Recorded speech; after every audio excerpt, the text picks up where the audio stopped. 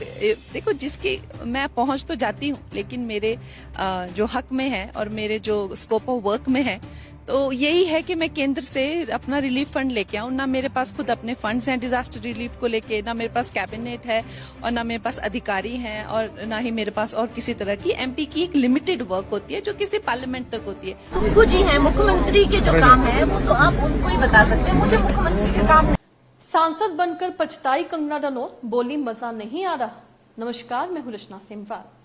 क्या अब सांसद बनने से पहले ये भी पूछना पड़ेगा कि क्या आपको जनसेवा में मजा आएगा? क्योंकि देश में एक ऐसी आवाज गूंज रही है जो कह रही है मुझे एमपी बनने में मजा नहीं आ रहा। जी हां, आज हम बात करेंगे एक ऐसी एक्ट्रेस से पॉलिटिशियन बनी नेता की, जिसने फिल्मों में तो खुद को झांसी की रानी बताया, लेकिन जनता के बीच जाकर जिम्मेदारी उठाना उन्हें भारी पड़ गया। कैसे, ये जानने के लिए इस खबर को अंत तक जरूर देखिएगा और एफपिन यानी फ्रंटलाइन ब्रेकिंग न्यूज को लाइक और फॉलो करना मत भूलिएगा। दरअसल हम बात कर रहे हैं हिमाचल प्रदेश की मंडी सीट से बीजेपी सांसद बनी कंगना रनौत की, जो सांसद बनने के बाद अब इस जिम्मेदारी को डिमांडिंग और बोझिल बता रही है। टाइम्स नाउ को दिए इंटरव्यू में कंगना ने कहा, जब मुझे ऑफर दिया गया था तो कहा गया था कि साल में 60 से 70 दिन संसद आना होगा, बाकी टाइम अपने दूसरे काम कर सकती हूँ, लेकिन ये तो बहुत डिमांडिंग है।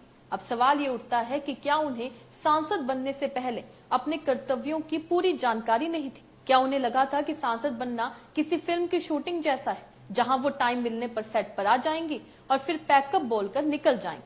कंगना ने कहा कि उन्हें लगा था कि उन्हें मंत्री पद मिलेगा क्योंकि उन्होंने बहुत योगदान दिया है, लेकिन मंत्री न बनने पर अब वो कह रही हैं कि संसद का काम उनके बैकग्राउंड का नहीं है और समाज सेवा जैसे कामों से उनका कभी नाता नहीं रहा। मैंने कभी लोगों की सेवा करने के बारे में नहीं सोचा था। अब जनता पूछ रही है तो फिर आप सांसद क्यों बने?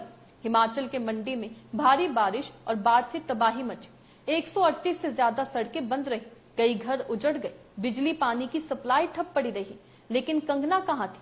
प्राकृतिक आपदा के हफ्तों बाद कंगना अपने संसदीय क्षेत्र पहुंची, लेकिन तब तक जनता का गुस्सा फूट चुका था।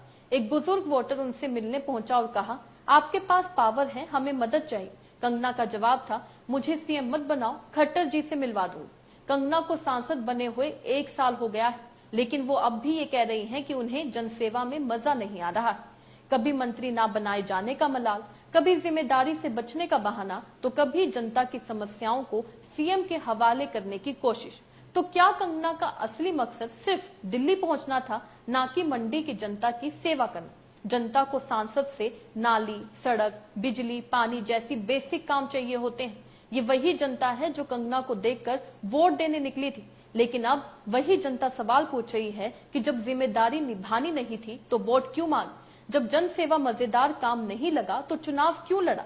कंगना रनौत अब संसद में है, एक जनप्रतिनिधि है, और उन्हें ये समझना होगा कि ये रोल किसी फिल्मी रोल से कहीं ज्यादा असली है, जिम्मेदार है और कठिन है।